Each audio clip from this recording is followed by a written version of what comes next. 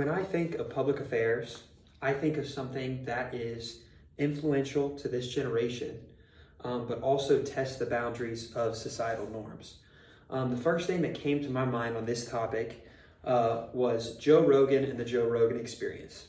I love Joe Rogan because he's different than most social media influencers or internet influencers because he simply just wants to learn information and spread the habits of learning and growth and just listening and understanding to people, as well as showing his own interests and not just tailoring it to other people for views and clicks.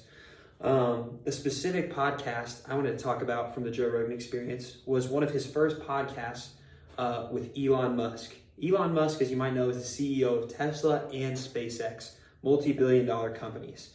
This podcast blew up and was super controversial because during the podcast, Elon Musk smoked weed with Joe Rogan.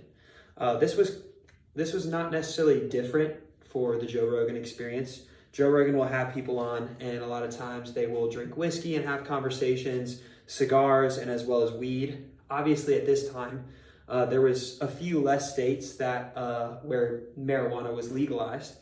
And this was also controversial because Elon Musk was the CEO of two multi-billion-dollar companies.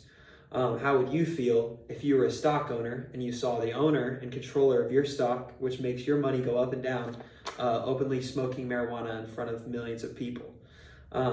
It was so influential and controversial because it blurred the line between societal norms. A lot of people liked that Elon Musk was openly smoking weed because it advocated for change in the system of legalizing marijuana. But also a lot of people felt that it was not professional, especially for someone in his stature and with his responsibilities and his influence to be openly smoking marijuana. It was a huge influence on public affairs. It sparked discussion between those two sides. A lot of people would say it even advocated for change with the legalization of marijuana because of his influence and his success, even in the spite of smoking weed. I personally always loved the Joe Rogan Experience. I love that he allows people to be themselves. And although I do agree that it's a controversial topic, I love that Elon Musk was open with his experience. And it's something I always want to do in my life.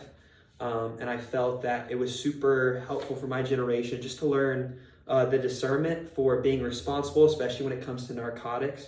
But also being willing to be vulnerable, being willing to be yourself and stand up for what you believe in, no matter your status, no matter what it'll affect in your life.